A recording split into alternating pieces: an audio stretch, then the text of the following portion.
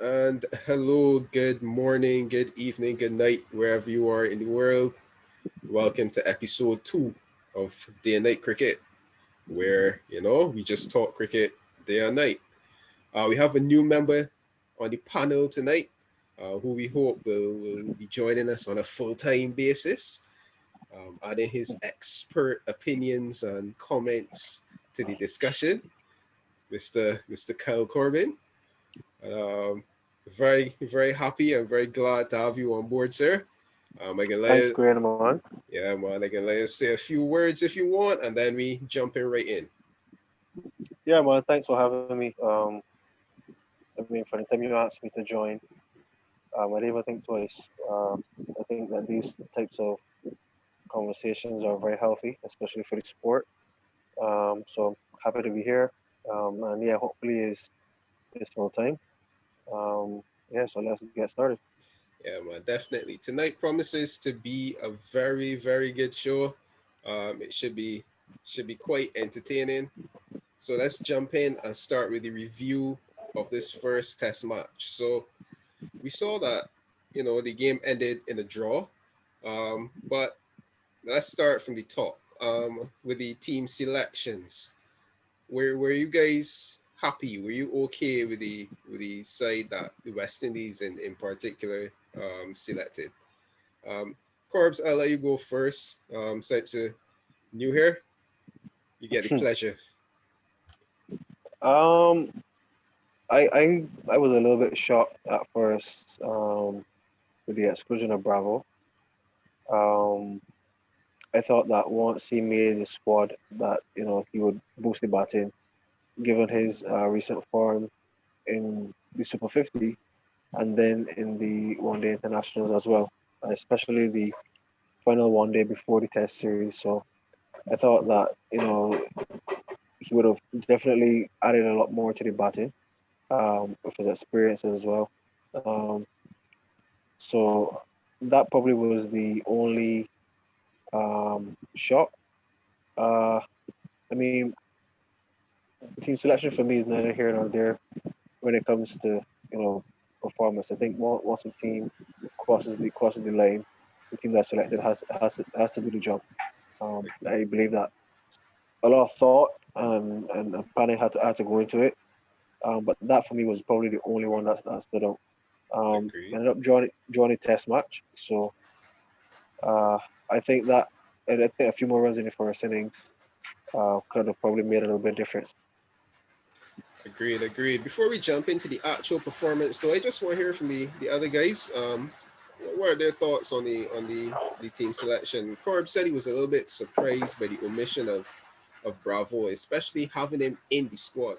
And I quite agree. I saw it that way myself. What are you guys thinking? Well, if you remember the team that I picked, that I predicted to play, I also have Bravo at my side, but I mean, Bonner showed really why he demanded that play, you know. I also didn't have five bowlers playing, but I mean, I guess in the end we kind of needed it. We kind of was almost one bowler down with the performance by Shannon, but I mean, at the end of the day, we didn't win the test, but it was still a pretty good performance by the fellas, I say.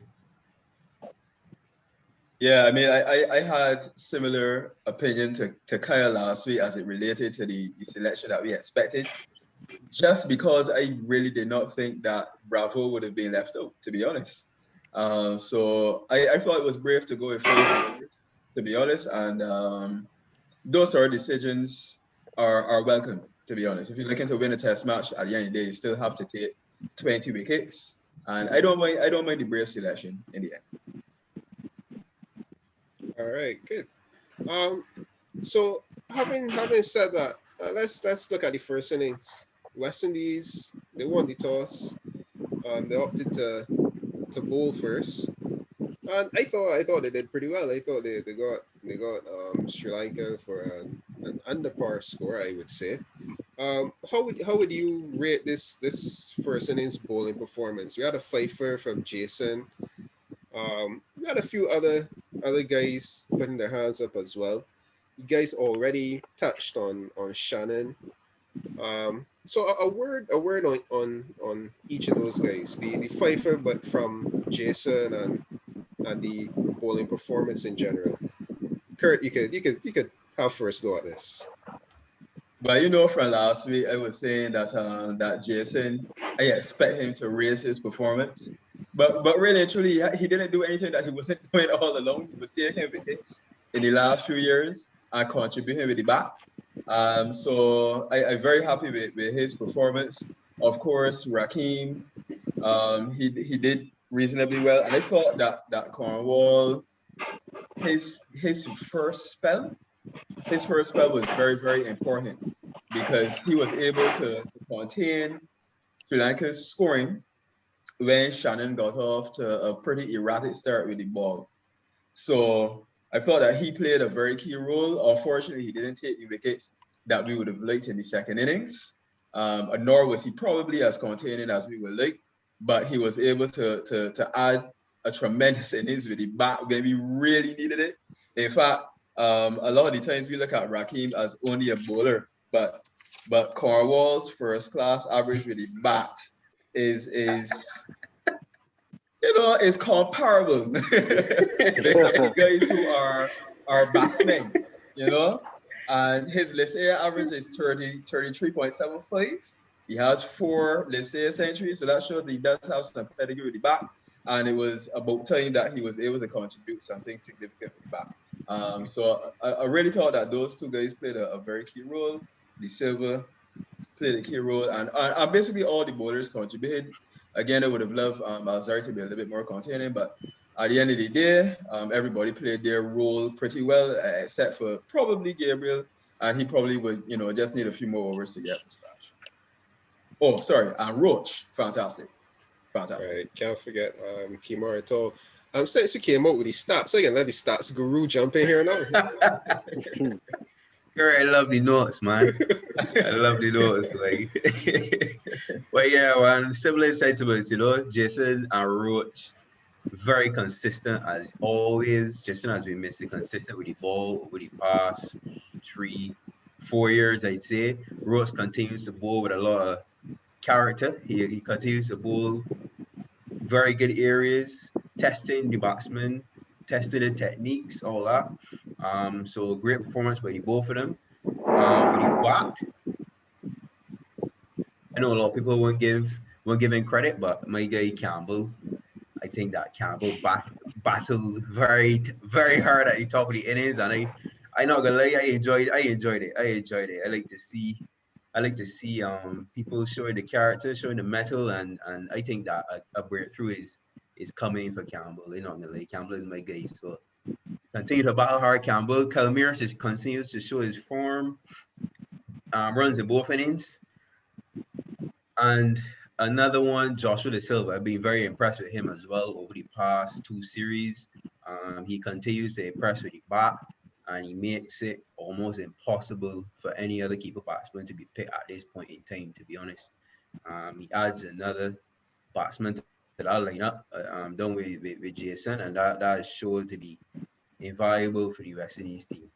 So well, Cornwall as well, yeah. You can't forget Cornwall. He batted very well. He batted very well. We all know Cornwall's talent with the bat as well with the ball. It was just a matter of time till he showed it in test game. It was only a matter of time till he came off. So happy all around with the first innings performance. So here we go.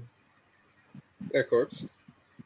Yeah, I mean, yeah, I agree with what you guys said in terms of the bowling. I think that Jason has really catapulted his bowling and taken it to a whole new level. He's always a guy who work hard on his bowling. He loves his batting, but I think that his bowling continues to grow, especially in the red ball format. Um, Roach is, I don't know, for me, one of the unluckiest bowlers I've ever seen in international cricket. I think he does everything he asks: hit lanes and lanes, move the ball around, work out batsmen, and so then you see that he has to work a little bit harder for his wickets. But then, once he's in a spell, is a joy to watch. I think as it relates to Shannon, we have to. Well, not say we have to. I think we should. But this is my opinion. I think we should, manage him a little bit better. Um, and I mean, if you're watching how international cricket is going now, a lot of fast bowlers are being rotated. I think that we need to, show some due care to Shannon as well because to bowl 150 miles an hour well, expected to bowl 150 miles an hour every time you pick up the ball. I don't think that's easy. Um, so I think we need to monitor him well, and I think a little bit of rest, sometimes to get himself rejuvenated and so on. I think he'll come back because Shannon for us, I mean, he's been our tier fast bowler with short spells, and I think he's done pretty well for us. Um, in terms of the batting, I think uh, what we've shown in this test match, and especially after the series in Bangladesh, is character. I think that was missing, but the identity of our batting has to be, you know, sung because I mean, if you watch other international teams, they have. I mean, England just won that one day today, and I mean, Ben Stokes at the end said, we set high totals, we chase high totals, and in England has their identity. I think that's what we are lacking. Um, I mean, Kyle just spoke about Campbell. Campbell over the years has been an attacking player, but he, he showed a little bit of poise and a little bit of composure in that gritty, 40 odd. But I think his style is to attack, and I think what he has to do is just to be a little bit more selective, and I think he can, um, you know, get a few more scores because you find players like that over the years, um, not naturally attacking, naturally aggressive, and then you find they get out soft. I think he just has to be a little bit more selective. But all in all, I think the once we identify, how we want to play as a batting unit, show a little bit, continue to show some fight like what Bonner did. I think that was tremendous. Um, so once we continue to do that, I think that we put ourselves in a good position going forward. Good, good. You mentioned something that I found fairly interesting before we dive into the batting performance. Um, you mentioned that Shannon, we should probably look at resting Shannon or what's not. But I think myself and Kyle had this discussion only today, earlier today, and we were saying that it looks as though Shannon doesn't play enough cricket, as opposed to plays too much cricket. So I found it interesting that you thought maybe he could be a little bit um, worn down right now. I don't know. Kind of like give you a chance to come in here and agree Yeah. or disagree. Yeah, so as we were saying today, it is a very interesting point. So, but as we were saying today, Shannon has been playing cricket over the last year or so. But if you really look at it, how I look at it, Shannon he played three tests in England, two in New Zealand, two in Bangladesh, and no one. That's nine tests over the year. I mean, it's not a huge amount of cricket as compared to somebody like Jason that been playing cricket all year round. I mean, he's a different type of bowler altogether in that obviously we expect Shannon to come and move 150 every innings. But to me, he looks like he's lacking rhythm. And I don't know, I feel as though the way to get back your rhythm is to bowl overs. That's my opinion there. Yeah, I mean I understand, but I think the rest for me is also mental. I think just decompress, just to get away, relax yourself a little bit. Shanna is somebody who works hard. I mean we've played together in the HBC. I've seen Shannon train, and Shannon is a man that's very big on his fitness. Because I guess he's not the most athletic, and that's something we need to take into consideration as well. Yeah. Um, you can see in the field he's not the most agile either. I was wondering if he was carrying a niggle, because I mean he looked real lethargic in the field. But in terms of getting a rest, I think because of the I guess the makeup of the team, he is the one I guess the enforcer, so to speak. And then we compare him to I guess his body structure, his build, everything. I think he's going to take a lot more out of his body than a Roach would or a Jason would. So again, having to bowl those speeds, you know, I think that I don't know. I just think that we should give him. I don't. I can't remember how many test matches in this series, but maybe if he misses the next one and then comes back for the third one, just to give him some time to really, relax, put his feet up, and then come back again strong. But I do take your point and agree with it that in the last year or so, only playing nine test matches, but I don't know. I think for Shannon, I would like to see him, get a little rest and come back strong. Well, there's only one more test to come here. So I don't know how much rest Shannon would get if West Indies looking to win it. Oh, We'll see how that goes. But let's look a little bit at West Indies batting. Um, let's look at the first innings. West Indies first innings batting. Um, was it a good bowling performance from Sri Lanka? Was it a good batting performance from West Indies? I kind of get the feeling that they should have probably scored a little bit more runs in that first innings and made the game their own. But it didn't really go that way. What do you guys think was the reason for that? Well, or if you disagree, and think that they batted very well, then jump in. But Kurt, haven't heard you in a while. Let's see what's that. Okay, well, you mentioned the bowling performance from Sri Lanka versus the batting performance from the West Indies. I do think that Sri Lanka had a disciplined, if not extraordinary, bowling performance. Saranga Lakmal was a notch above the rest, but yeah, expect that from Lakmal. To be fair, I thought that Chimera always posed a threat as well with his pace, and he was also getting the ball to nibble a bit, especially from coming around the wicket. What Lakma was also able to do. And the spinner, which would have been the left arm spinner. Embledenia. Yeah, Embledenia. Embledenia. Well, he could as well be a medium player, but really and truly, he was landing the ball in good areas throughout the test match. Not really extracting a lot of turn, not necessarily menacing bumps either. But I thought that he bowled in good areas and I was pretty much representative of the entire bowling attack. The West Indies batting, I thought, was very gritty. Kyle mentioned John Campbell, and I was really impressed with his batting performance, to be honest. I thought that he fought and fought and fought. Unfortunately, he got a good ball and he was dismissed.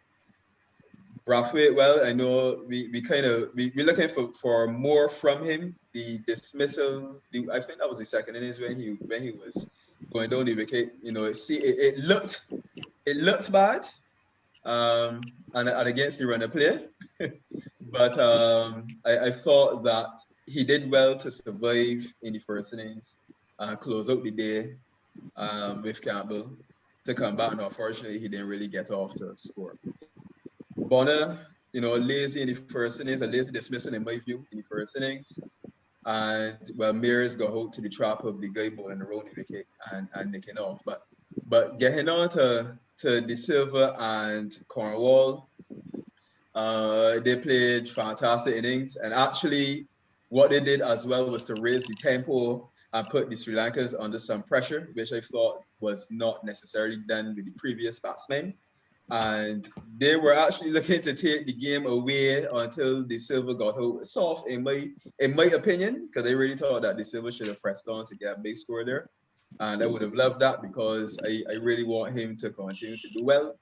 But all in all, they didn't make as much as they really should have in order to take over the game after dismissing Sri Lanka for 169. And I guess we're going to be speaking a little bit more about the second innings performance later. But I really just thought that they should have been able to contribute a little bit more. Unfortunately, Blackwood didn't contribute much either. But I guess we will touch on that a little bit later. Gotta have a chat with your guy, Kurt. Gotta have a chat with your guy, man. He's a vice captain now. Gotta step up. It's true. But It's true. but Kyle, what do you think? What do you think the how do you think the batting performance went in the first innings? We got two Kyles So now. Kyle Hinkson is Kyle. Kyle Kyle. Corbin, I have never called Kyle in my life, and that will not change now. He will be Corbs or Corbin. So, so no mistakes there. Got you covered. All right, so yeah, I think that Sri Lanka had a very disciplined bowling performance in that first innings. I think that they did the simple things very well. Especially, I like how Lakmal looked in that innings. Especially, he came, he put the ball on the spot, and he had the ball swinging the entire innings. So, very good performance by him. Same with Mbodinia, just coming, bowling, putting the ball in the right areas, waiting for the batsman to make mistakes. And as Kurt said, Shamira always looks threatening with his pace and his bunks and what's not. I think that with our batting, the batsmen had a lot of starts. You know, we saw a lot of starts. Campbell 42, Bonner 31, Calmir's 45. I think scoring runs is a habit. I think that with with this young batting lineup that we have, I think with those guys put those guys in that position again. I think they'll convert back into convert. Craig, he had a very soft dismissal in our first innings. I know he won't be too impressed with that, but I trust that in coming innings, Craig will come good. He doesn't look bad. Um, I know that we would have seen Craig before a lot of his sorts, so to speak, but I don't think he's at that stage of his batting right now. So I trust that later in this test series, next game, he'll come good. Blackwood, as we said, you know, hit or miss. You gotta take the misses with the hits. As Quayle used to say, you Yeah, gotta take the that's misses with the hits, exactly what I but said today, man. Gotta take the misses with the hits. yeah, boy. And down the order, Joshua De Silva looks very good. Um, he is going to be pivotal for the West Indies in future tests. I like the look of him. I like the temperament. You know, he seems to play the second new ball very well too. That's another thing that we gotta look at. Behind that number about seven. Yeah, man. Seven. Yeah, that is very important. Set a big total. Set a big total. We see other teams with batsmen down there that are able to come and dig in and score big runs, and that propels a team to really 300, 350, 400 sometimes. So I think that that's him and Jason very pivotal down there for the West Indies batting lineup. And as we said, Cornwall, you know, I like the combative nature of Cornwall down at the bottom of the innings. He really inject some pace and power to the innings. So I think all in all, West Indies are in good stead right now with this team. I think that this is something that we could build on for the future for sure. With a couple players to come, namely probably Bravo and Shea. And I think that is a great platform for us to build on, all in all. Touch on some interesting topics there, Kyle, that we can dive into in a little bit. But I can let Corbs have his say here on the batting performance. Yeah, I think the batting for me, it still hasn't really clicked. I mean, um, I think any key part of batting lineup is the opening partnership. Craig and John have played together from about 2000 and I think well, 5 or 6 something like that in the for West Indies under 15. So they know each other pretty well, and I guess they have that understanding. So I think if it does work, then that's good. But I think that's going to be key. The number three spot for me was always going to be a challenge, and that's where I thought Bravo would have come in, but Bonner seems to have taken that position and made it his own.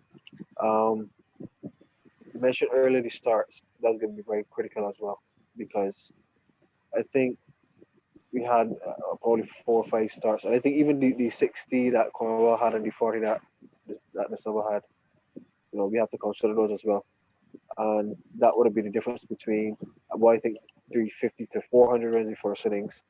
I think that would have put us in a much better position because even though Sri Lanka was only bowling for 100 odd, I think that they felt like if they got a lead of 200, that they were still in the game.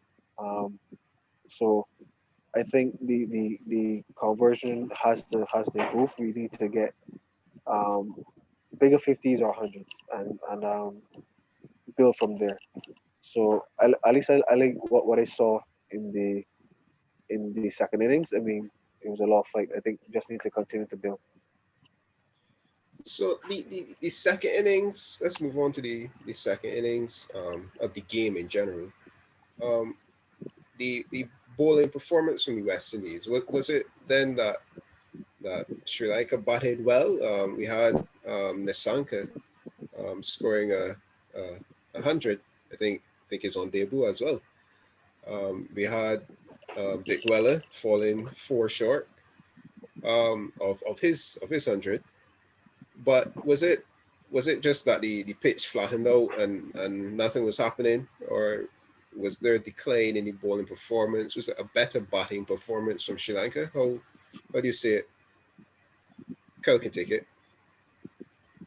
Yeah, I think eh, all those factors played in the second innings. I think the pitch did flatten out. I think Sri Lanka did bat well though. I really like the look at the Sanka. Dick Weller he's been doing well all along. We I know we don't really get to see Sri Lanka play that much, but um from from his stats he seems to be doing very well, even missing out on another hundred. I think that quite a bit innings that he's quite a bit 50 he has, and he hasn't scored 100 as yet. But I think that we didn't we seem to be waiting for something to happen in the second innings. I think that sometimes we could really make something happen with the ball. I think that sometimes we don't really seem to be bowling with a plan. We kind of seem to me to be just putting the ball on the line and I guess waiting for the batsman to make a mistake. I think that's something that we could do a little bit better. Um, I think Shannon again. I think we could use him a little bit better as we would have spoken about today. Maybe come bowl some short balls. Maybe some short hostile spells from Alzari. You know, better field pacing when it comes to the spinner bowling. I think Sri Lanka, not taking anything away from Sri Lanka because they did bat well. I just think sometimes we gotta be a little bit more creative in the field. I think that's something that we could definitely work on going forward. Agreed. Corbs, what say you? Yeah, I agree as well. I think that we need to be a little bit more proactive in terms of the field setting for sure. Um, me, it's cricket, and then it's test cricket. You have a plan A, plan B, sometimes a plan C and D. Uh, so for me, yeah, just as Cal would have said, a sharp ball plan, bowling straight. I mean, just probably would have liked to see a little more creativity in the field placing for sure. Um, and then, I mean, as we all know, if you're not getting wickets, don't let the batsman get any runs. I think the pitch though historically has gotten better probably around the 2-3. I think when Sri Lanka was batting on it, that's probably the best it played. I mean, we even saw on the last day the pitch didn't really have that many devils in it. So it historically is a great batting pitch. Um, but I think Sri Lanka in the second inning, especially with the debutant Nisanka, showed a lot of courage, a lot of fight, um, also a lot of character as well.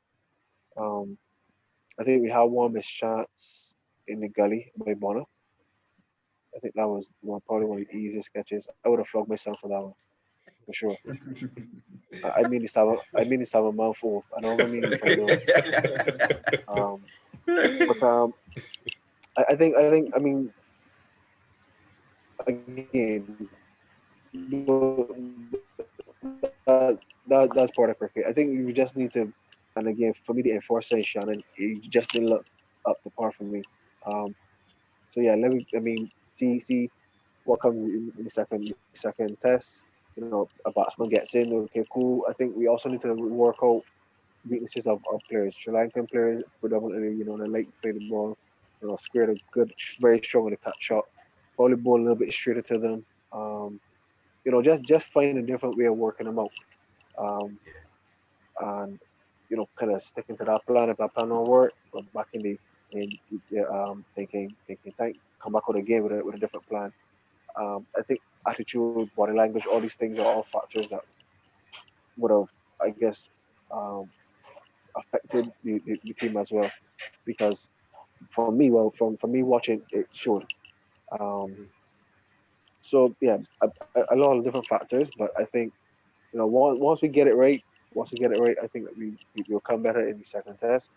Um, and you know, we need to be mindful of the players that didn't get runs in the captain corner, and who is probably one of the leading test batsmen, and Chandimal. Chandimal. Because historically, those players are the players, along with Angelo Matthews, those are the players that really get the bulk of runs for Sri Lanka.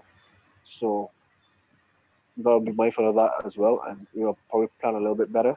Um, I think the next test is going to be a little bit harder than this test. So all the plans that we had, we take on pauses from that test and then try to improve them in the second test.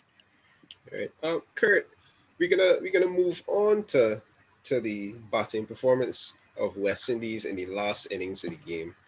Um, your thoughts on that batting performance, unless you wanted to add anything to what the two gents had said just now. Well, I think that both guys made some really really valid points there. I agree with the lack of plan C, D, E all the way down to Z. I also did think though that the drop catch of Thirimani, that was pivotal as well. Catches go down, that happens. That was a drop catch in the slip, I believe. And I was really also, I just wanted to say that I was really impressed with Pathum Nissanka's innings.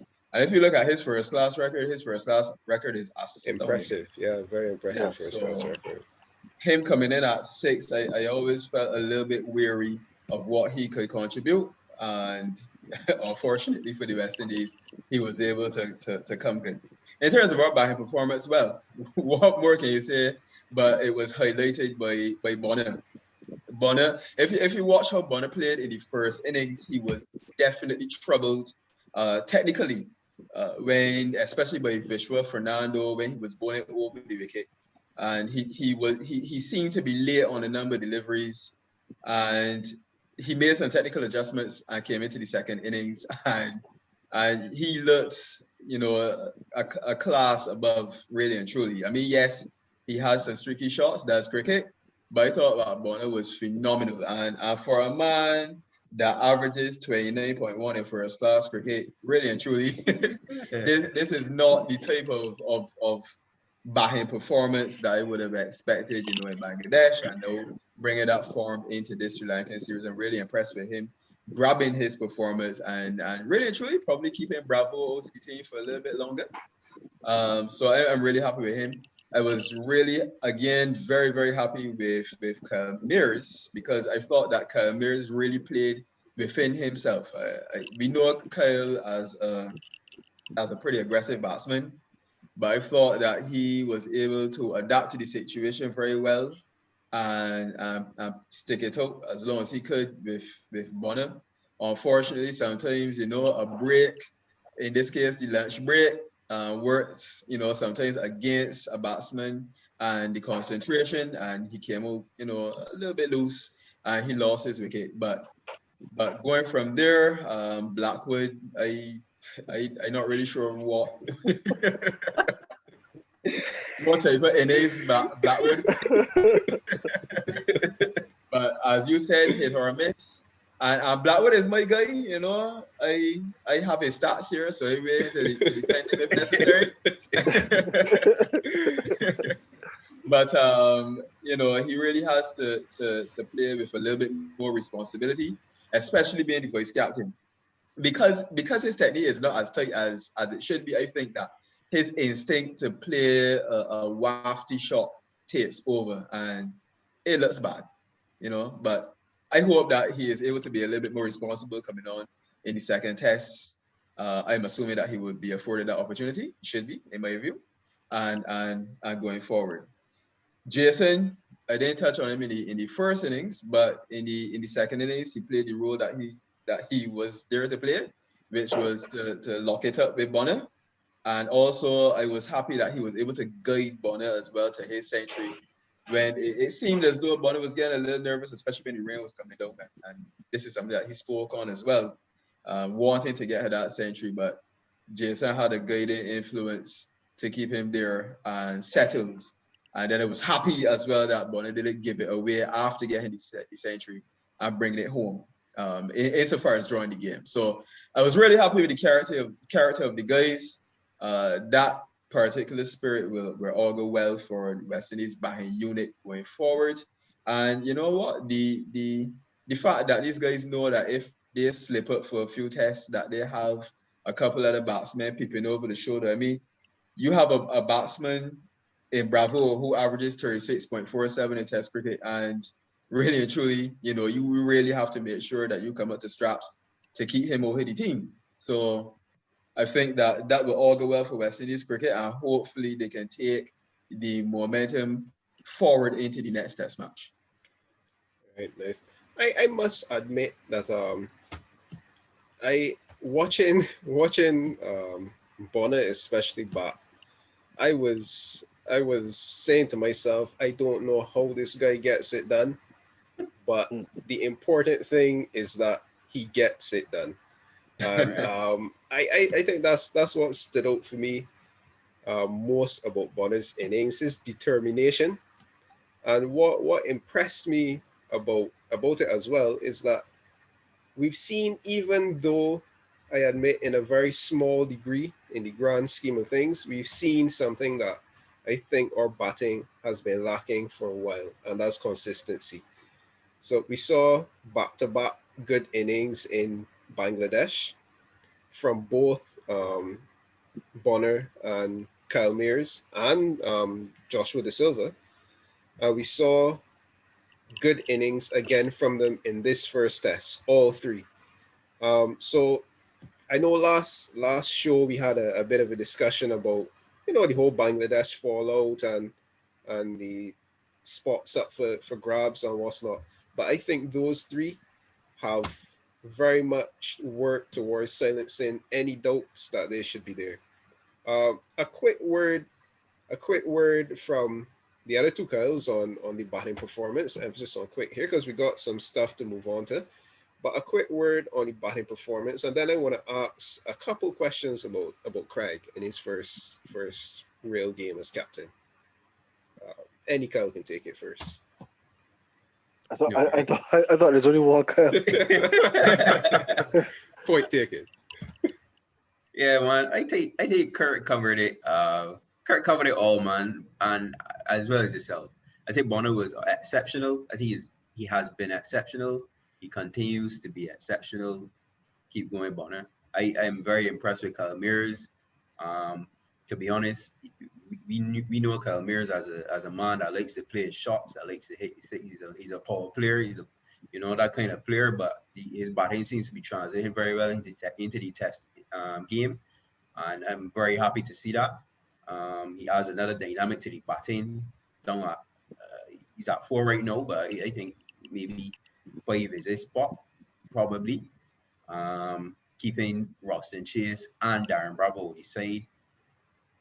That's some good stuff by Kyle and Bonner. And yeah, Joshua De Silva, you already touched on him. He's been very consistent from the inception in New Zealand, and he continues to impress. That's about it. Yeah, for me, Bonner's story. Um, Kurt would have mentioned his first class average, but I think sometimes it's about really where a player is, in his career. Bonner has, been around for a while.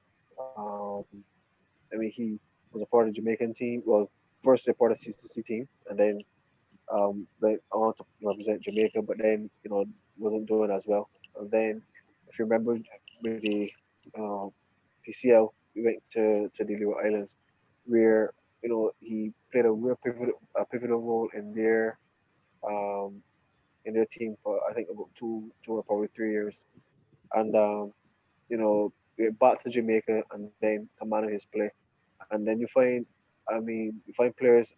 Well, this is for me personally. I think that a lot of players who've been around for a long time, they in the Caribbean, they really tend to fulfill that talent when they reach 30. I don't know. I don't know if it's maturity. I don't know if it's life experience, whatever. And then I think you get a little bit hungrier, and I think that's where he is now. So the ball that I guess you're seeing now, I've seen it from under 19. Um, but it's the same way. Runs with the batting stand, the same. It's the same type of player you're seeing, but I think the difference is that he's hungrier. So maybe that is the fuel he needed, and then his opportunities came. I mean, it's life. People's opportunities. Everybody has a different path. His came at the expense of somebody else who I guess refused. Oh well, not refused. I don't say refused, but withdrawn from the tour to Bangladesh. And I mean, he grasped it with both hands, and it's good to see.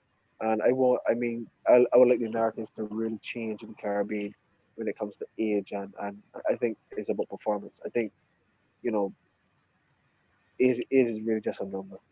Once you can go in and perform, um, because I think I remember a quote from Sir Hillary, kind of paraphrasing, but he had this thing where I think he said a bunch of young men on a field is a gang. I mean, I apologize if I said it wrong, but I guess the idea is that you need that experience to mix with youth.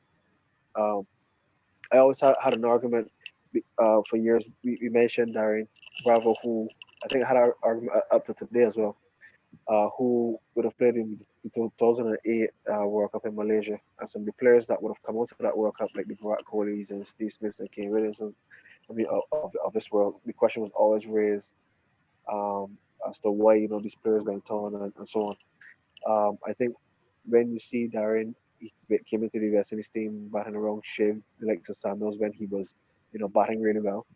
You saw Darren really performing well, and I think that it's testament to coming into a team with experienced players. So, right, we'll come into a team with Laxman and Sewai and Sachin and um, you know, Kane Richardson would have been around, the Ross Taylors and the McCullum, Steve Smith around, Michael Clark, Ricky Ponting. So I think that is always key, especially when you have young players around. And I think Abona now at this stage in his career, hopefully he, continues to perform and then can guide the next number three batsman. I think that's always key, that transition. I think we've missed that over, you know, a few years. Yeah, you touched on some very interesting topics there, Corbs, that we're gonna dive into in just a minute. But early in the discussion, the guys mentioned, the making something happen in that second innings bowling performance by West Indies. Now, this is where I'm going to be a little bit controversial, and I guess that's what brings the fun to the show. But Jason was heavily criticized as captain of the West Indies for not making things happen, for being too laid back, for being too defensive, for not implementing aggressive fields, and the list can go on and on and on. Mhm. No, we've seen Craig do it in this test.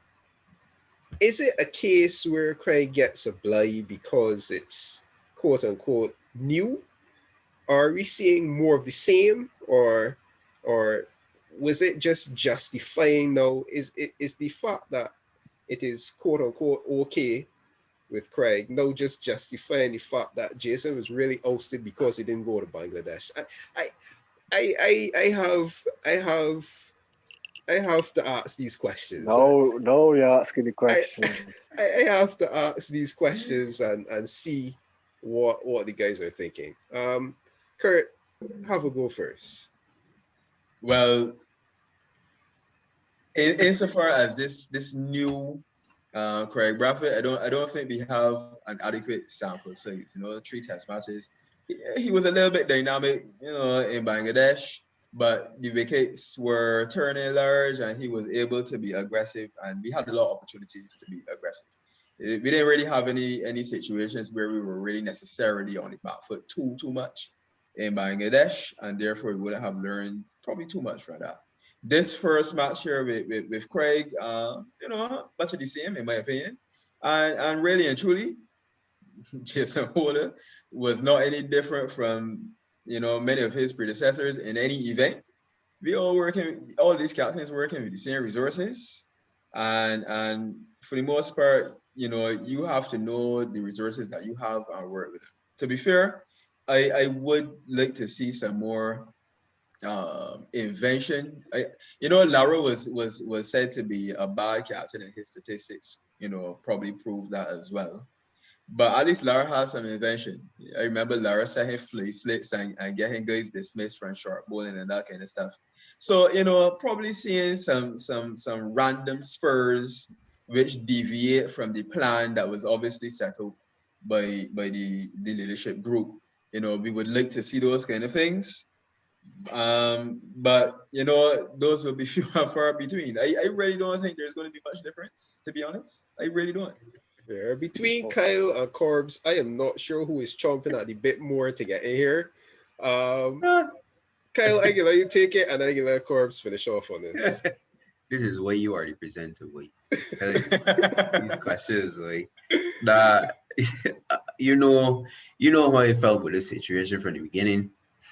I never believed that Jason should have been asked. Craig, as Kurt said, this is a big sample size to go on, but to me, there has been no difference. I guess he could have gone to Corbs. No difference. Corbs, No jump in. difference to me, Kwayne, that's the truth. I mean, I it's a very ticklish subject. So I will try to answer my honest opinion without being too biased and without being too controversial, even though I might end up being controversial. It's his fault that Um, counts. yeah, I mean, for me, um, I think in Jason, let me start with him, a natural leader. I mean, if you've been around Jason, Jason's someone who controls the room. So that is, something we can't really get away from. I think with what Jason was given, in terms of his resources on the field, I think Jason did, he did a reasonable job. Um, I mean, I've been around a few people who had different ideas or different, reasons why they thought he was sacked. And this is not coming from me. I'm just talking about what I was, what I heard. I know Jason personally. I won't, get into any conversation that him and I had, but this is what I, would have heard on the street. One was the Bangladesh tour, but I think that if that's the case, then that is, breaking of ethics and trust because players were, allowed to stay away because, for personal reasons and what's not. So if that's the case, I think that that was really unethical. The second, and this is probably most controversial, is the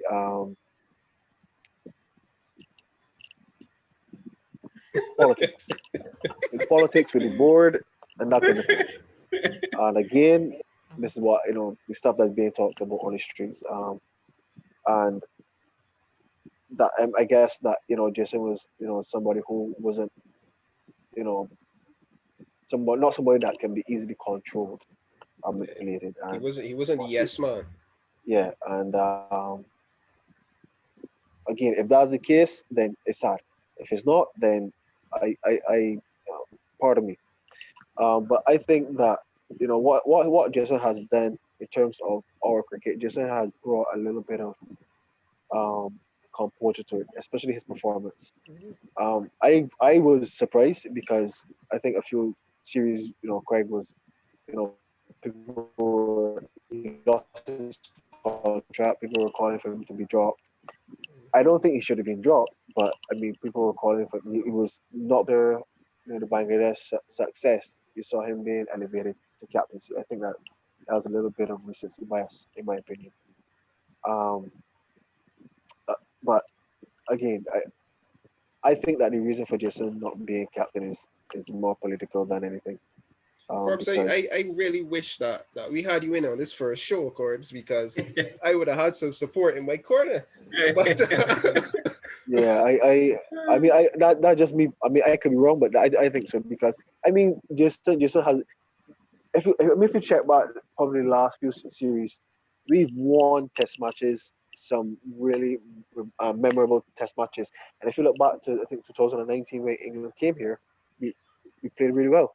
Yeah. And then we had the issue with the the pres- uh, we had the issue with the board and you know Pybus being released that kind of Mhm. thing. I think that then started to bring a lot of issues within the cricket, and then I think that would have dismantled the team spirit. I think the reports were that the guys like Pybus's philosophy, like he brought something new, something inventive. And I think that kind of changed the dynamics of it. Um, and then people are saying, no, Jason was more for Pybus. Again, I think it was more political than anything. Um, just another talent. I think Ben Stokes, probably is a bit higher than him in terms of all facets of the game. Well, as a general all rounder in all formats, Mhm. but for me, Jason, what he has done, um, you know, I I I, I think it was harsh. And for me, like I always ask myself, let me select somebody as a captain. We're just gonna grade his performance, but can we develop captains? I mean, you're already given the job, but can we say, well, look, we realize that this is what you're doing or not doing. You think you can do this? Can we? I mean, can we train a captain? Can we continue to develop? Because he's still developing. He was a young captain with a young team. I think that at 29, he's 29 now. We're still a lot more cricket to play. To start him, I don't know. I look at it differently. I think that he could have probably been given a little bit longer run. They look at the opponent he's coming up against in Sri Lanka. Not any top five, test rankings. Could have given him another run there. Is a home series probably more comfortable? I think that, the notion of sacking him now and I think because Craig has success in Bangladesh. If, my question has always been, if Craig did not have that success in Bangladesh, would we have sacked Jason? As I said, I Um, wish you were here for that last show because I asked that exact question. I asked that exact question. Had Craig yeah, lost that series, would he be captain? But right. I really like where this is going, Corbs. I really like this discussion. I just wish that you were here on that show the last time. Uh, guys, let's move away a little bit from the test match itself now, and kind of kind of focus on some other issues that I think need to be addressed. And one of the things that we mentioned tonight is that competition for spots. We mentioned keeping out guys like Darren Bravo, keeping out Roston Chase, and I will even throw Brooks into that equation as well because on the last show, you guys know how I felt about that as well. So, um, what what would you say is the is it good? Is it a good thing? And I mean I'm sure that this is the easiest question that will ever be asked on this show. But is it a good thing that we now have guys who have put their hands up and are saying to the selectors through performances, you have to pick me, regardless of what this guy did in the past, regardless of the fact that his name might be quote unquote bigger than mine. You have got to pick me because I have given you the runs. Will that benefit our cricket? How so? Um, Kurt, I can let you take it first. But I think that's a very easy one, as you said. Of course, it will benefit the unit as a whole, the team as a whole, and hopefully it will spur the individuals to make a better representation of themselves every time they go to the crease. Because you are playing now to ensure that you can, obviously, number one, help your team to get a victory, but also you are playing now because you want to maintain your place and you have that hunger. And Bonner showed that. Mears is showing that. The Silver is showing that, wholeheartedly. And I believe that all the guys, intend to do that. But of course, it would bode well for West Indies cricket. And what I would really love to see though is that this can translate down to first class cricket, because these guys, we need to see more batsmen dominating first class cricket. There are too few who average over, I would probably use a baseline right now of 35 to be fair. I guess most nations will use a baseline of 40, but I will use 35 to be fair. And there are very few. Pardon? I think you should drop it a little bit lower than 35. Yeah, boy. Well, you're right. There are very few who average more than 32.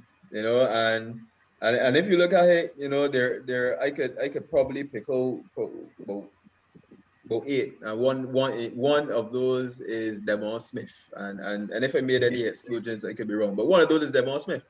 So and we turned to him quite a few times, not with little success, but these guys need to take this dominance into first class cricket, dominate the game, put their hands up. Because if I heard a lot of people asking for Campbell to be asked, but when you drop Campbell, who are you opening with?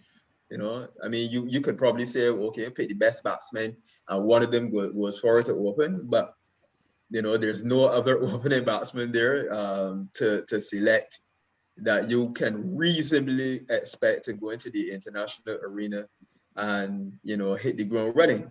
The next in line was Shane Mosley, and his first class average is 30.56.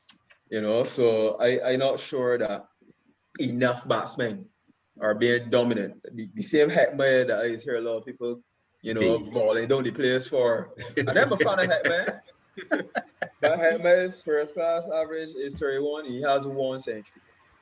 So we need to put runs on the tens.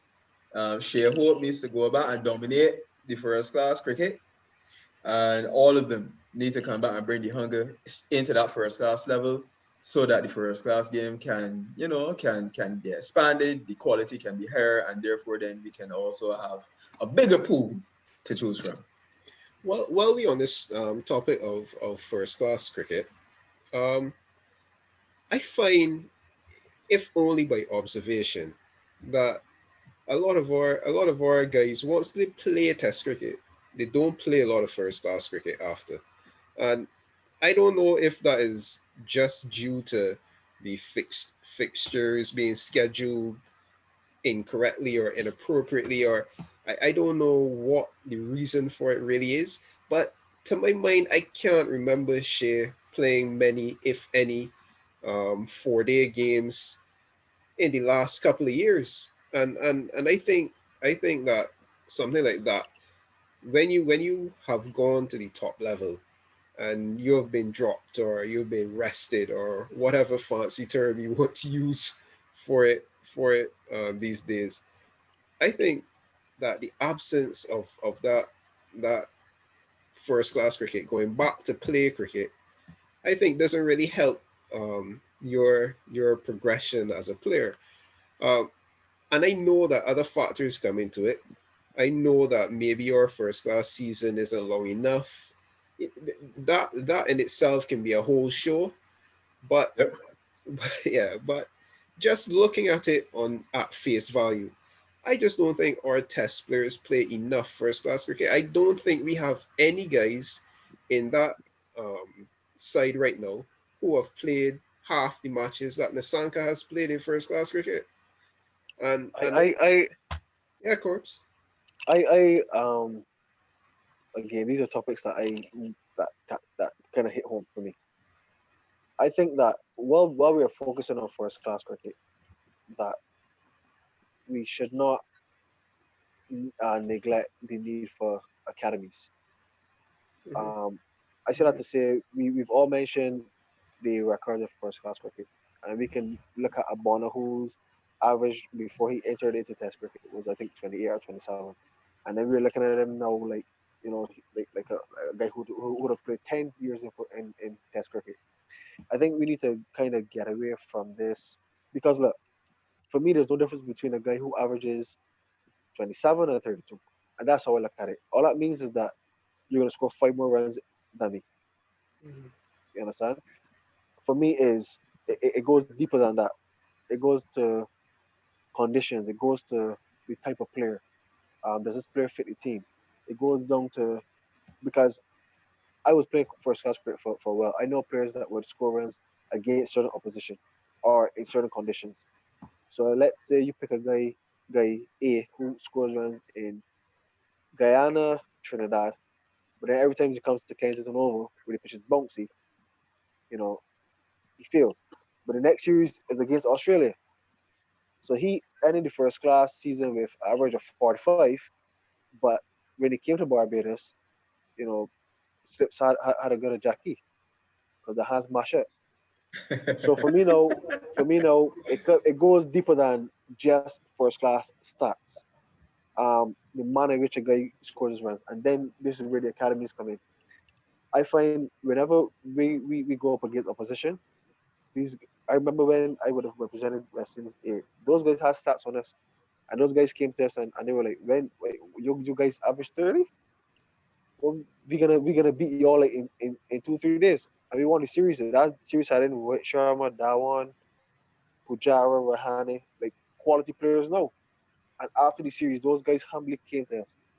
After they saw the pitches, they saw the umpiring, which was questionable then. I don't know how much it is now. And those guys apologized to us. They said like, we see why you guys average 30. So for me, it kind of I try to get away from the first class cricket. I think we need more academies. We need teams to travel to foreign conditions to play in those conditions. So when you're selected, those conditions aren't that foreign to you anymore. We need guys to be fully in training. So that bridge, I still think there's a bridge between first class cricket and Test cricket. I think we missed something. Whether it's the 18, and then we mentioned Shea. I think after Shea was dropped from England, are we considering Shea as a Test player? Because if we are, he should have gone to New Zealand and continue to train with the team, and continue to improve his game because we clearly identified him as one of our best players, point blank period. So that gap between first class cricket and Test cricket for me needs a little bit more attention, a little bit more structure, whether it's like an academy, and that's where I think the HPC was very critical in West Indies cricket Mhm. at the time. And it doesn't have to be the HPC. You can call it the whatever you feel like calling it, but I think it's very, very critical because when a guy then loses form, it's almost like you lose form and you go all the way back down. If it was good yesterday, I can't be bad, can't be poor today. Yeah. I mean, so I think those guys who get to the top, they have the success. You come back down now, you assess the game, see what areas you can work on, whether it's batting, bowling, fielding, and then develop, to get back into the testing. We find players who they drop and then they go all the way back down in a flawed first class system. I feel to then try to prove himself again.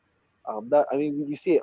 It's almost like you can close the eyes and just pick out a name, and then is it that guy has to go learn on the job. We've had guys over the years who would have gone into to test cricket averaging 35, and then you ask yourself, how is this guy even? I'm watching this guy on my TV. I mean, as a player, I probably shouldn't say that, but as a cricket fan, it's like, how is this guy continuously scoring runs? But I think we need to get away from the notion of first class cricket because I think it's flawed. I think our first class cricket. I mean, it has improved. Don't get me wrong. I won't say that it has improved with the PCL. West Indies cricket, West Indies pumping money into the territorial boards and what's not. So it has improved, and that is a good start. But it has a long way to go before we can even compete against the Englands and the Australians of this world. Yeah. Real good points, boy. Very, very good points. Me and Queen were having a conversation today about the pitches and the conditions and that sort of stuff. But that was something that was hindering our or first class batting. I think that you really brought that to light just now. With the Indians coming down and complaining, saying, well, the umpires dodgy and the pitches and the best for stroke playing and that sort of stuff. I know we see a lot of spinners taking wickets every season and then coming into international cricket and can't really do anything. So that's something that I feel strongly about too. I think that our conditions, we need to have some better pitches when it comes to first class cricket, and I think that will help to develop the batsmen, the capabilities of the batsmen, short playing and what's not. Right, very valid points there, guys. I thoroughly enjoyed that bit from Corbs there. Um, Yeah, some issues, yes, that I think we knew about and people in general knew about, but then some things that would definitely leave food for thought. Um, sure. I just want to touch on one more topic before we wrap up this evening, and that topic is fitness. This whole issue of fitness. We see players missing their spot in the team and not being selected in squads because they weren't fit enough, because they didn't pass the fitness test, which I assume to be in this case the yo-yo. Um, a word on fitness, guys.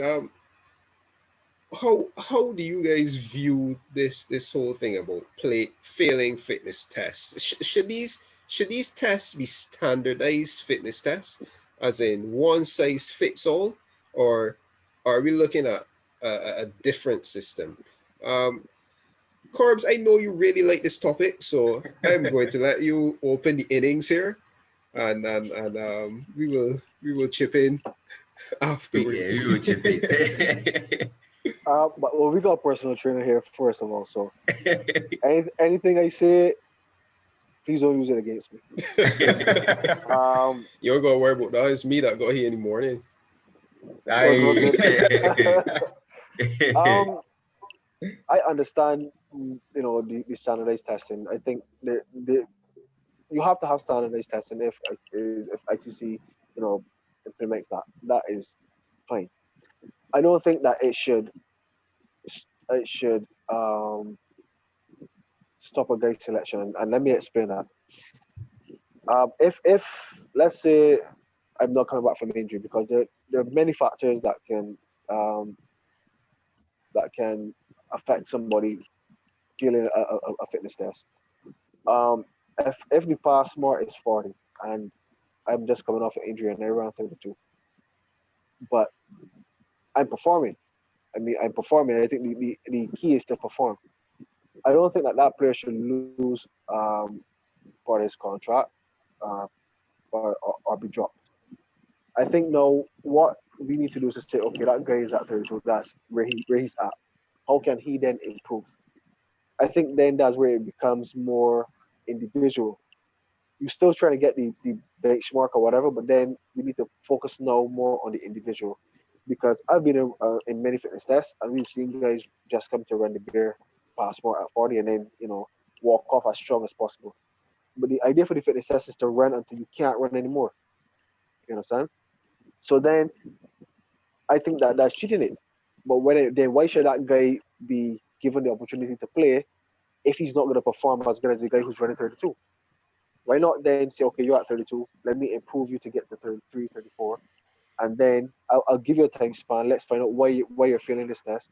But I don't think that that should be a reason why you're not playing. Because again, are you telling me that if a guy runs 60 and then runs 55 and then runs 40, that he should play? Because that's telling me he's declining.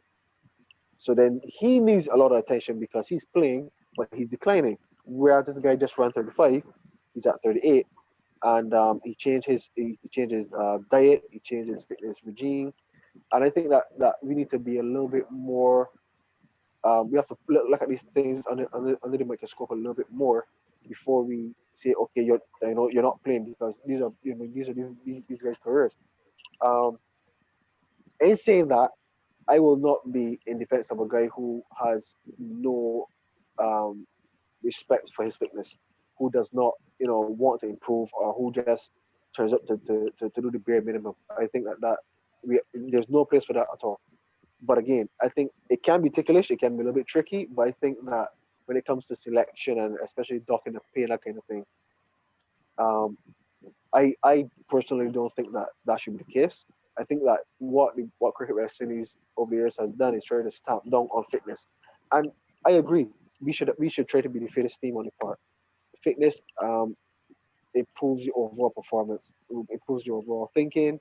You know, it is the peak of performance is fitness is at the top.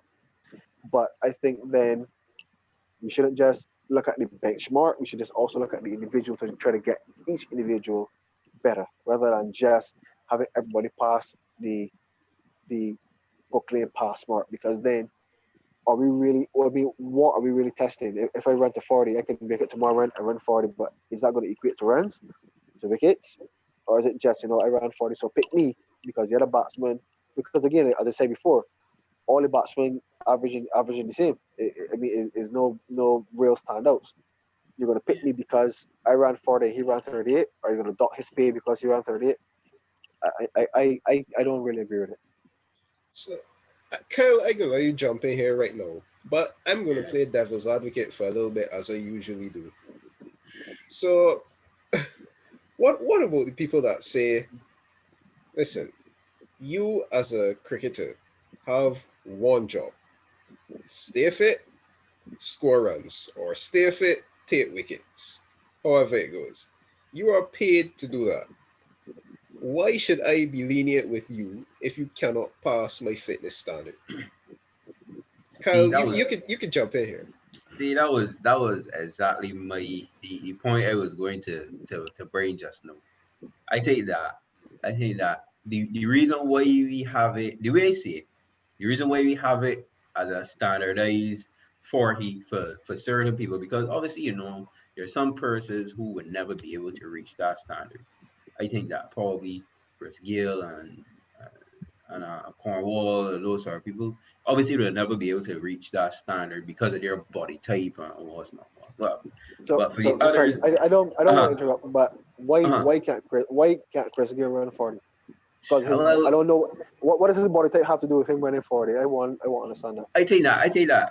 Go ahead, Glenn. I Uh-huh. would I would more argue age, because age could be Ah, a Uh-huh. factor that could determine the the different standards for these sort of tests. Because as you Fair. age, your cardiovascular endurance, which is what the yo-yo test Uh-huh. really measures, your fitness, cardiovascular fitness at that level will not be the same, or should not be the same As a at 21-year old. peak as a 21-year-old. So with Chris, I would more say stuff like age. But that's not exactly where I was going with it, Uh-huh. because I think too that I can understand having exemptions based on age, injury status, be it past or present, as well as maybe for genetics. But for me, let's just use Cornwall again as the example. And I really didn't want to, but let's use Cornwall as the example. Unless there is some sort of genetic predisposition or some sort of genetic issue with Cornwall, which I'm not privileged to know, I find it very, very strange that all of a sudden, you know, the standard that he has to meet is a little bit less than for the same 28-year-olds. But you can take it away again, Kyle, and then I can let Kurt jump in because this is really his area here. That's a real good point, Quinn. I think that I guess that will go back. I will tell you to Corb's point of performance. Hmm. Cornwall has been one of the better performers in regional cricket for the past couple of years, and I think that West Indies not having a spinner to compete with him or whatever the case. I think that's where the exception will come in his philosophy. But but I also do agree though that fitness is all about. I think there's some degree of professionalism that comes in with fitness. I think that if it's one thing you should be as a professional sports person is fit. That's the one thing you can control. I don't, so therefore I don't think that we should be lenient with the players if they aren't able to pass the standard that the board or whoever set for them to be able to play for the team. That's just my opinion. I feel like if you set a standard and you are a professional, obviously you will have your injuries and sometimes you won't be able to meet the standard or whatever case, and you will make exemptions on that, or you might have somebody extreme cases like Cornwall who is, you know, I guess maybe genetically predisposed or whatever the case, or Chris Gale who might have been a certain age, who may not be able to reach that starter, but be able to get to be a team based on performance. But other than that, I think that there's no excuse for the other players.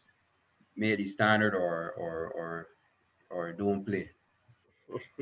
Interesting, interesting, interesting, very interesting. Kurt, I am gonna let you jump in here and have your 2 cents or maybe $4 worth of this here no, because I know I know that this is your area here. So what say you on this topic of fitness? Well, I will try to be brief on this. I think that the guys made, very valid points. At the end of the day, if you are an athlete, you should strive to be the best you can. So that includes taking care of your body as it relates to, the physical activity, and as it relates to the nutrition and, the psychological aspects of being an athlete as well. I do think though that, my thing is fitness is personal and is individualistic. So it would be nice, in my opinion, if a player was tracked, and this is where screening really becomes important. If a player was tracked from the time he made his entry into cricket, so okay, the guy enters, let's say you started out on the 15 level.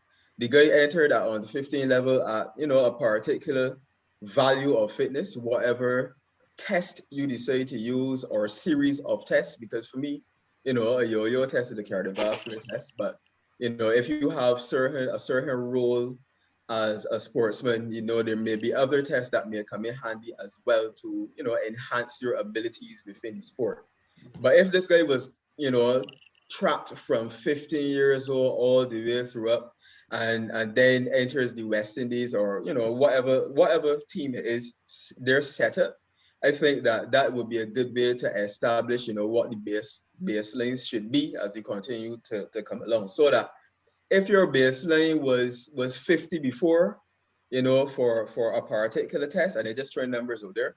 If your baseline was 50 before, and somehow now you are coming in at 40, I don't think that is good enough. Even if you have passed the test, questions have to be asked as to why you are not maintaining what your previous baselines were, whether it be niggles, whether it be psychological discomforts, whatever it is. I think that it would need to be addressed at that point in time. So that's where I think that Cora's made a really valid point insofar as the individual testing of players and why they shouldn't necessarily suffer if it is that you were, 40 and then you ran a 38. I don't think that is necessarily on. And as it relates to the individual tracking as well, if you can see that that person is more than capable of running 40, but he just get this morning and say, you know what, you're running 40, man, can I just want to pass this here? No, it ain't on. It ain't on for me, because it does not show the intensity. It does not show the professionalism. You should be trained to be better each time, and the intensity of the team should be here all the time. That's why I think that teams like India, teams like Australia will always be a cut above, because they, from everything that I read, from listening to Kohli and listening to the various interviews, they always strive to keep the intensity very high, and it keeps the competition high, and therefore, the team ideally would perform better, because as was noted before, fitness leads to better cognition, better, later in the day, 4:55 p.m., you're less prone to make a mistake and lose your wicket. You would be less susceptible in some areas to injury. So, it's very important that you have continuous tracking and continuous screening of these players, which would allow us then to be able to make better decisions as to whether we can persist with a player, or we're not going to persist with a player. That's just my take on it in general. Very, very, very good points there again, Kurt. I think in general, we kind of along the same train of thought here, and I think what we all asking for in a way is a little bit of consistency in the in the monitoring and in knowing, understanding what's required for these fitness tests. Um, Very interesting point, guys. Very interesting topic. I think we may have to definitely have a part two on this fitness stuff. Guys, I'm gonna let you give your parting shots here and do a quick prediction for the next test match. I know none of the three of us will that made predictions in the first first episode will have correct predictions because you guys predicted 2-0 and I predicted a 1-all. And Actually, my prediction was that the West Indies will win the series. I said oh, we'll love it to right, love. right. The Yeah. prediction was West Indies will win the series, so Kurt may still be on, but nobody else had a has a hope left. But some quick parting words from the stuff that we've discussed tonight, and a quick prediction for the second test before we sign off. Corbs, you can take it first. I mean, we touched on some really key points. In terms of the first test, in terms of West Indies cricket, where it's going, where it needs to go. Um, I think that there's no one issue. I think we have a variety of challenges, especially now with COVID, which would have added a few more. So I think that testing times ahead, especially for cricket West Indies. But in terms of on the field, I think what I like most is the fight. We have to show character. I think that's been the key. Um, Character, whether it is batting through tough periods, wearing down a bowler through a spell, bowling a hard out, thinking of the batsman, working over the batsman, that kind of thing. I think that's where you really that I guess that's where the word test comes from. I think the next test is really going to be crucial, especially in where we're going. I think Australia's our next series. Um, so I think we need to make sure we take whatever we can from this for this next test, and build on it so that when we do battle with Australia, we have a good platform. Um, I think in terms of selection, I would give Shannon a rest. Um, Whether you bring Darren in to strengthen the batting, maybe not, or bring Warwick in to help the bowling because we won't win the test match. But I would like to see Shannon, get a rest, put his feet up, and come back, strong, continue to go through his paces, work on his rhythm. Because even I mean, you find if a player is not really performing well and you continue to play him, that can also be detrimental to him as well. So I like where we're at though. I think one thing I want to commend on well comment on is Jason's maturity in being sacked as captain but still turning up, still putting his hand up in the beginning of the match and also at the end. I think knowing the individual, he's a fighter. He's a a fair man. I think an honest man. I mean, from our well, let me take that back. He's an almost honest man, but I really, I would I really really commend him hope for this recording gets to Jason somewhere. no Kurt is I would listen. Kurt is a I quick would, smile, Kurt's quick on the jaw. Kurt quick on the jaw. The clicks. yeah, man. But I mean, I'm happy with where the team is. I think just continue to build. It, I will give Craig enough time to get into the job because I think opening the batting and captain the team is going to be very, very, very difficult. But knowing Craig is a guy who will take on any challenge. So we support him, and wish him all the best for the second test. All right. Kyle, your parting shots. Sorry, before you go, Corbs, give me a prediction for that test. Win, lose, or draw. Right, my prediction. Yeah, win, Win. win. All I right, win. I Kyle. win by. Hold on. I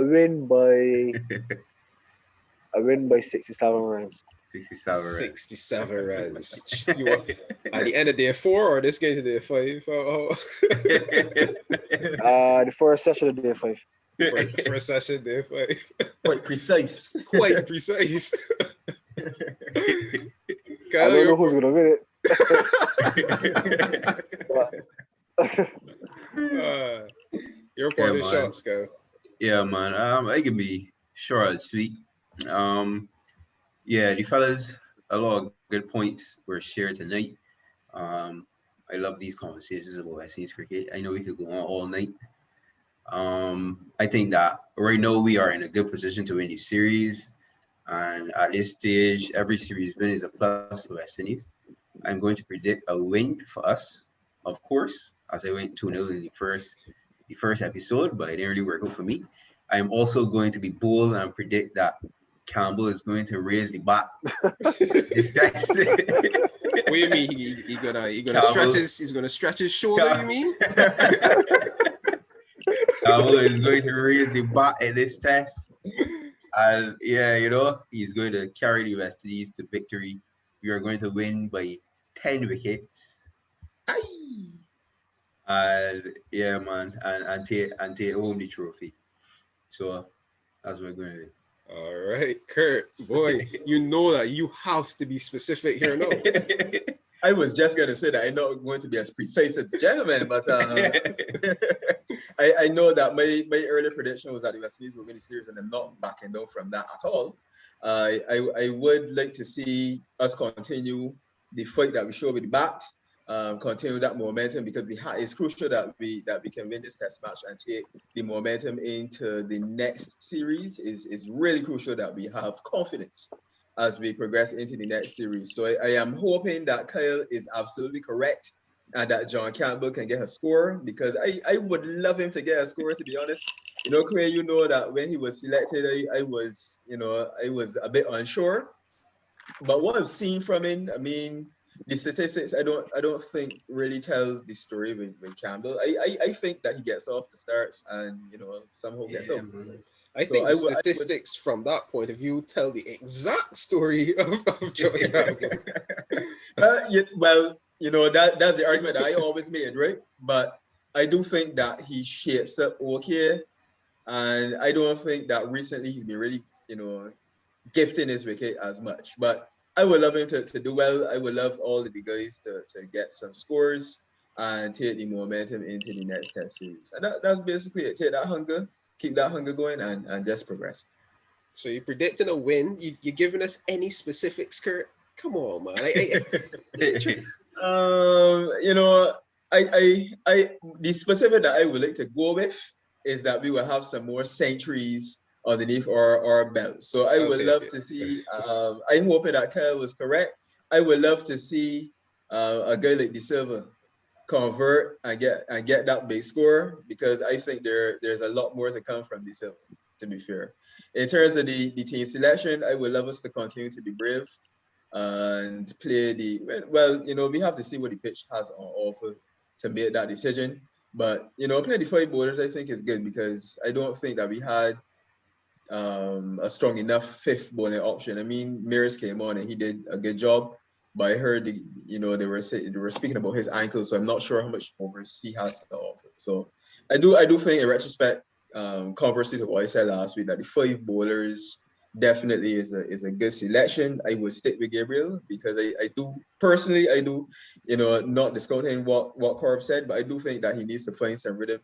Perhaps if he doesn't find the rhythm in any practice, then obviously you would ask him to take a rest. But I do think that he needs some overs, and we will see Gabriel back to his best. All right, so I guess it's only fair that I have to give a prediction myself. My initial prediction was a 1-1 result at the end of the series. This game was he won, unfortunately for Sri Lanka, that they should have won. So therefore, the other one has to go to West Indies, which will result in a series win. Um, Corbs went with 67 runs for a session of day 5. Kyle went with on the back of some runs from John Campbell. And Kurt went with more centuries. Um, I am going on the back of a match-winning all-round performance from Kyle Mears. I see a century and 6 wickets in the match. Um, a century, 6 wickets in the match. On the back of that performance, West Indies win it. Day 5, session 3, with 5 overs left in the last hour. That is What an my exciting game, man. that Darren, is it's my very close. that is my prediction. I cannot handle any more of those games for you, As it relates to Shannon, I think you go with Shannon, meaning you ask Shannon how you feel. Is your body good enough for this game? Can you give us what we need to win this test match? If he says yes, I trust him. I go with him. If he says I'm too sure, well, maybe I bring in Warwick based on how the batting has performed. I can't see a reason to not trust him. So that's where we're going to close off tonight, guys. It was thoroughly enjoyable having you guys here. As you guys said, we could go on all night, but we need to save something for the next show. So stay tuned, guys. Remember to follow us on YouTube. Look out for the posts coming in, some IG stats and stories and what's not. Stay safe. Be good. Until next time, Day Night Cricket, we're out.